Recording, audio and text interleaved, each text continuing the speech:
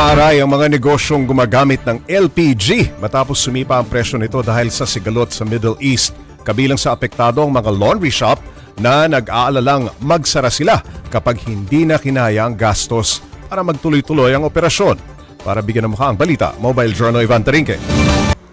Takbuhan ng mga hindi makapaglabas sa bahay ang mga laundry shop. Pero imbis kumita ng maganda, napapakamot ulo na lang ang ilan sa kanila. Gaya sa shop na ito sa Marikina na gumagamit ng LPG para mapagana ang dryer nila na pantuyo ng damit. Kung dati, 3,500 lang ang gastos nila kada buwan para sa LPG. Ngayon, halos 6,000 piso na.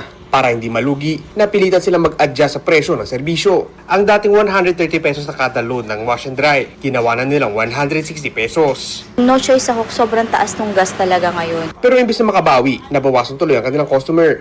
Tulad ng suki nila na si Nanay Melinda. Kadalasan din kasi kung medyo gipit, naglalaban, kinakamay ko lang. Nagtitipid na rin talaga ako dahil sa hirap ng buhay. Dahil sa patong-patong na gastusin, gas, kuryente at mga supplies, napipilitan na rin ang ilang negosyo na magbawas ng empleyado. May mga araw na mag-isa na lang pinapatakbo ang shop para lang makatipid.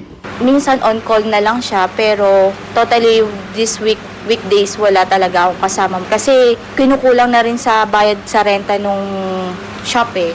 So minsan nade-delay na rin kami.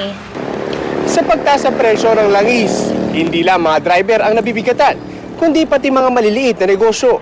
Kakapit pa sila ngayon. Pero kung magtatagal ang krisis, baka umantong na raw sila sa pagsasara. Mga kapatid, Mobile Journal Ivan Tarinque po hatid ang muka ng balita.